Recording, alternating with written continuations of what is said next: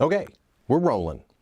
All right, a while back I introduced a concept that I really stupidly called Maslow's hierarchy of needs, a play on Maslow's hierarchy of needs, which is usually portrayed as a triangle, like this. And you kind of, you have these needs in life, and they are ordered by how important they are. Like, I need my cat to get off of my desk.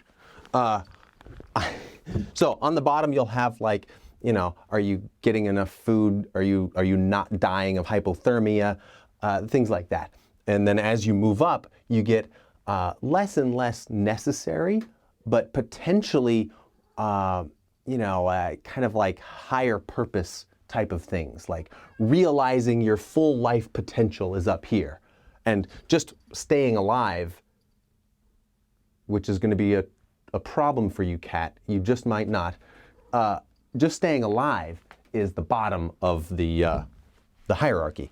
And so I liked to play with that concept a little bit. And so I came up with the hierarchy of needs. And what that looks like is a circle, well, a circle-like shape. And I divide it up into ever smaller pieces. Shush. So first I divide it in half, and then I divide the remaining half in half, and then I divide that half in half, and then I divide that in half, and then on and on and on, right?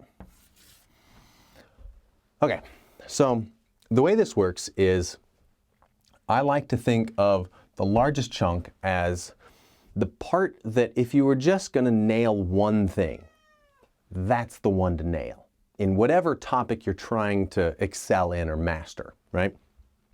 And, well, I did this relating to fitness previously in a different video, and I wanted to make a modification to that. Will you please just let me work? I don't know if you got that. I don't know if her head quite made it onto camera there, but that was awesome. I was talking about fitness then, and I want to make a modification because I wanted to talk about this a little more in reference to general things, not just something like fitness. So this first piece, I think for fitness, what I had said was that that biggest chunk was like, are you going to the, are you working out regularly?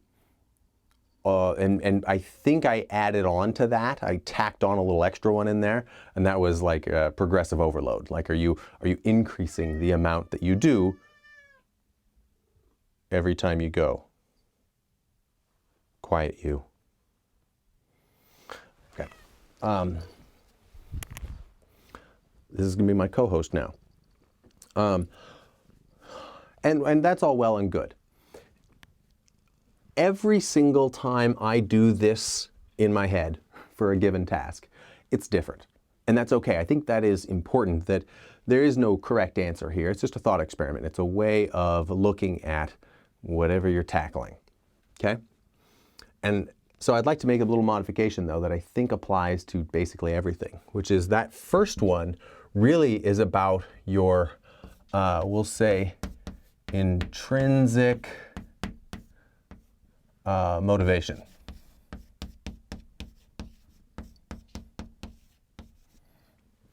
Again, this isn't the right way of looking at it, it's just a way of looking at it.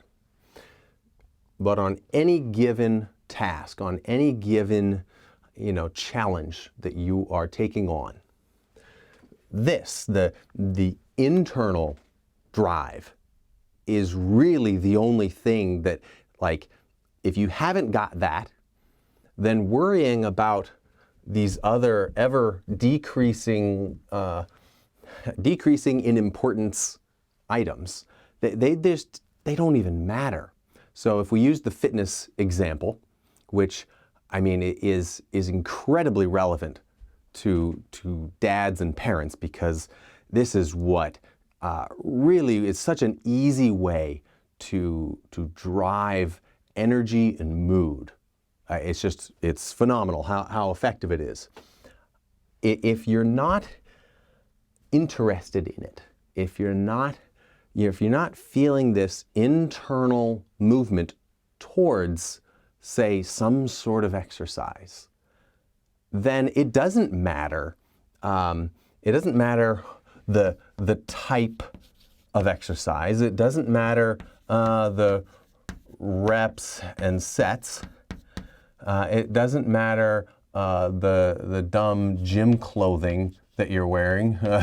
This one should actually be in an even smaller pie slice there. But the thing that you have to get first,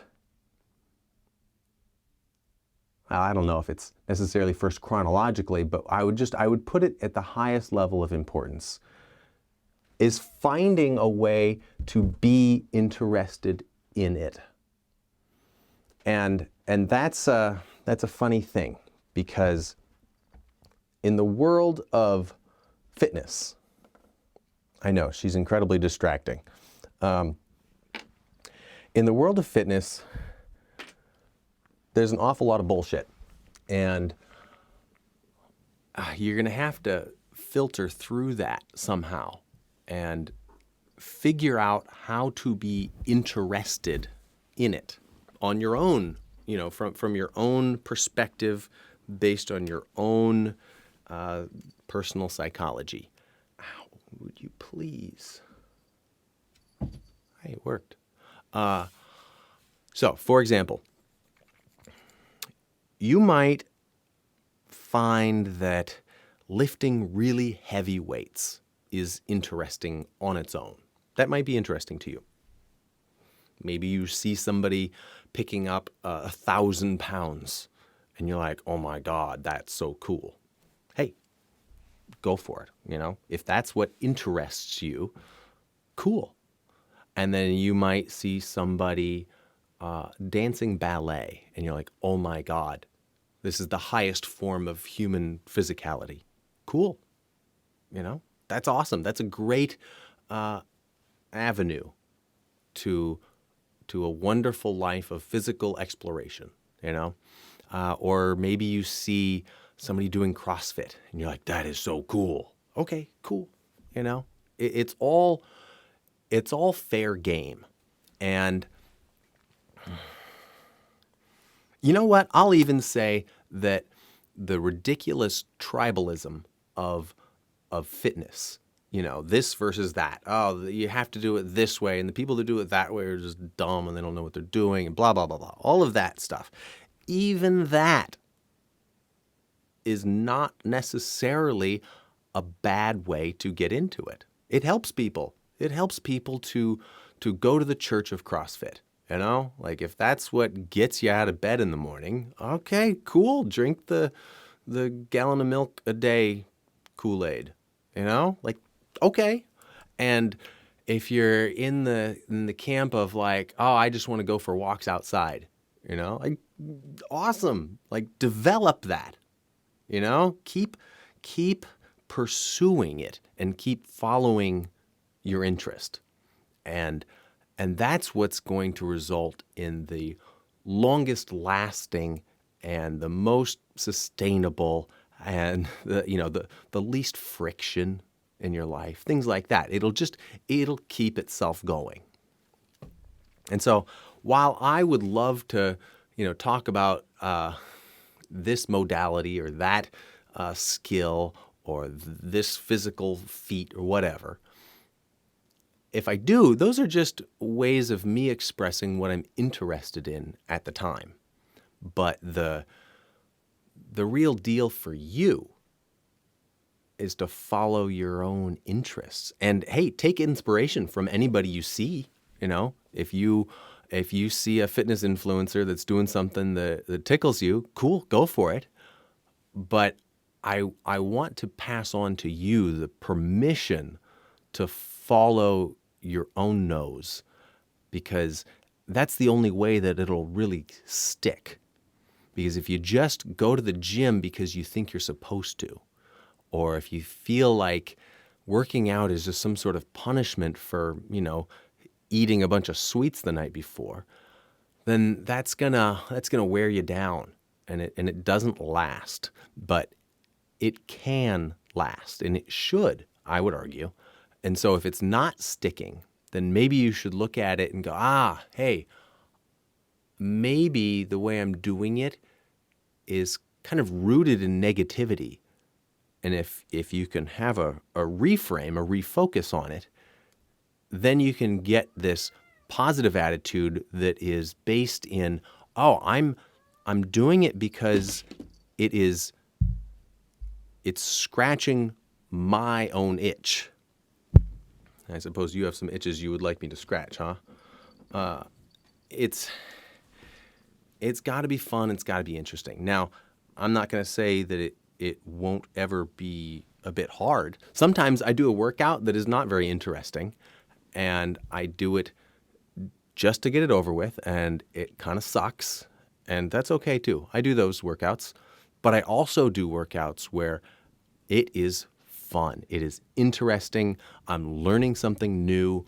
Maybe it's more of a skill-based thing, or maybe I'm exploring the boundaries of my own willpower to do something that is hard.